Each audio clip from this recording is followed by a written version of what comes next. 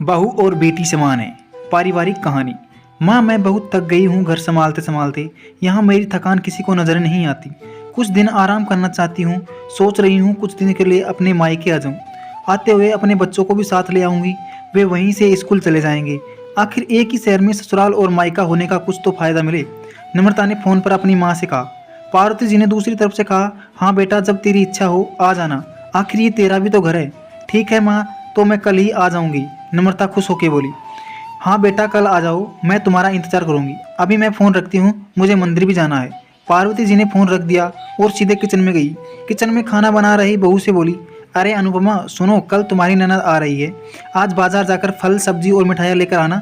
बेचारी मेरी बेटी ससुराल में नौकरों की तरह काम करती है और उस पर कोई ध्यान ही नहीं देता।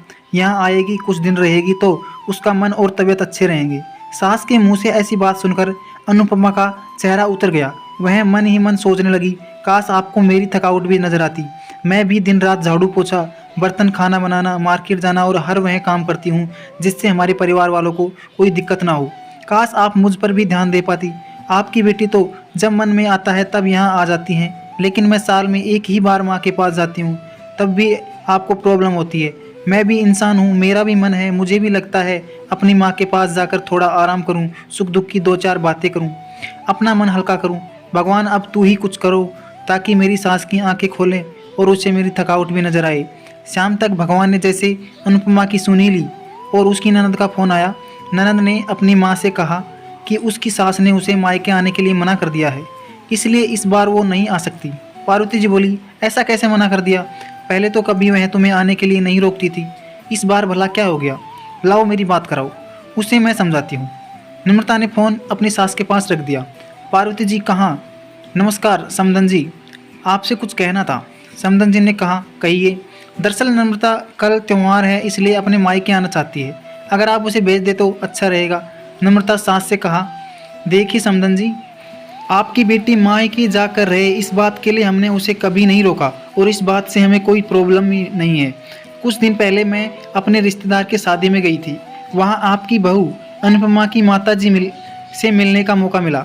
उसने गपशप करने के दौरान उनकी बातों से पता चला कि अनुपमा को साल में एक ही बार अपने मायके जाने को मिलता है और वह भी बहुत कम समय के लिए।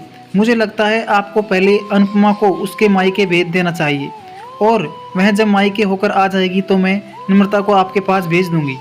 एक बहुत ज़रूरी बात है जो मुझे लगता है आपको समझ लेनी चाहिए कि आपको अपनी बहू को भी बेटी की तरह या बेटी से भी ज़्यादा प्यार देना चाहिए। उसे भी मायके जाने की इच्छा होती होगी।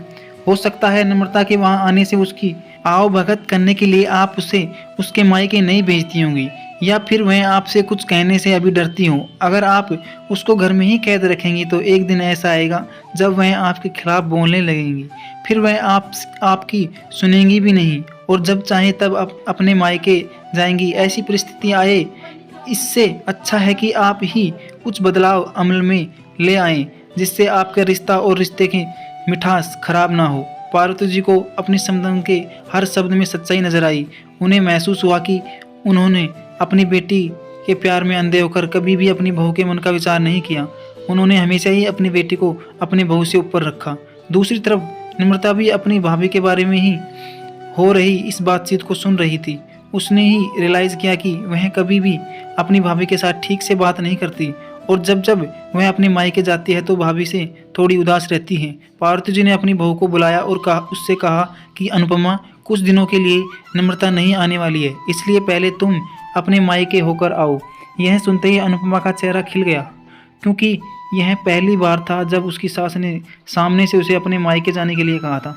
अगले दिन अनुपमा अपने मायके गई और इस बार एक दो दिन नहीं, पूरे हफ्ते भर रहकर आई और अपनी माँ बाप से, अपने रिश्तेदारों से मिलकर आई। और जब वह लौट कर आई तो उसका चेहरा खिला हुआ था, उसकी आंखें चमक रही थी।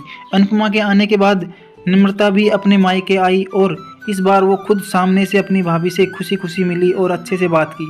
नम्रता ने अपनी माँ से बात करके उन्हें भी अच्छे से समझने में मदद की कि वह कभी कहीं ना कहीं अनुपमा के साथ गलत व्यवहार करते रहे। दूसरी तरफ अनुपमा अपने ससुराल वालों के बदले रवैया से बहुत खुश थी। वह अब बहुत खुशी सबका ध्यान रखती और हर काम प्यार से करती। वह ध्यान रखती कि कोई भी ऐसी बात या काम ना करे जिससे कि घर में तनाव का माहौल पैदा हो। पार्वती जी ने अपनी बहू को खुद ही समय समय पर मायके भेज दिया करती। एक छोटे से बदलाव ने सास बहू और भाभी ननद के बीच की कड़वाहट को दूर कर दिया और रिश्तों को भी ज़्यादा मीठा और मजबूत कर दिया। वीडियो पर आपकी क्या राय है कमेंट करके ज़रूर बताएं और हमारे चैनल पर नए हो तो हमारे चैनल को सब्सक्राइब करें। धन्यवाद।